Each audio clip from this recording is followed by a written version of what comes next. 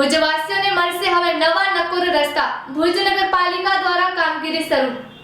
કચ્છના પાટનગર ભુજ શહેરની જો વાત કરીએ તો શહેરમાં ઠેક ઠેકાણે રસ્તાઓમાં ખાડા પડી ગયા છે અને આ સમસ્યા સતત નાગરિકોને સતાવતી હોય છે. તેના કારણે ટુ વ્હીલર ચલાવવું તેમજ પગપાળા જતા લોકોને ભારે હાલાકીનો સામનો કરવો પડતો હોય છે. ત્યારે ભુજ નગરપાલિકા આ તમામ નાગરિકો માટે એક ખુશખબર લઈને આવ્યું છે. ભુજ નગરપાલિકા દ્વારા ભુજ શહેરના તમામ રસ્તાઓનું નવીનીકરણ તેમજ મરામત કામ શરૂ કરી દેવામાં આવ્યું છે. ખાસ કરીને વાત કરવામાં આવે ભુજ શહેરના બસ સ્ટેશન વિસ્તાર, ન્યૂ સ્ટેશન વિસ્તાર, આ ઉપરાંત મંગલમ હોટલ પાસે, કલેક્ટર ઓફિસ પાસે તેમજ વોર્ડ નંબર 11માં આશાપુરા સ્કૂલથી ભાટિયા સમાજવાડી સુધીનો જેટલા પણ રસ્તાઓ ખરાબ છે તે તમામ રસ્તાનું હાલ રીસર્ફેસિંગ કામ શરૂ કરી દેવામાં આવ્યું છે અને આ તમામ રસ્તાઓ ડામરથી સજ્જ કરવામાં આવશે તેવું ભુજ નગરપાલિકાના કારોબારી ચેરમેન મયદીપસિંહ જાડેજા દ્વારા જણાવવામાં આવ્યું હતું. આવો આ અંગે વધુ સાંભળીએ તેમના જ શબ્દોમાં.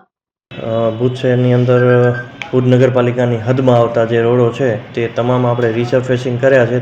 ત્યારબાદ જે બાકી રહી ગયેલા જે રોડો છે ત્યાં જે હમણાં જે મોન્સૂન સત્ર પૂરું થયા બાદ જે ખાડાઓ પડી ગયા છે તે આપણે તાત્કાલિક પુરાવાનું ચાલુ કર્યું છે.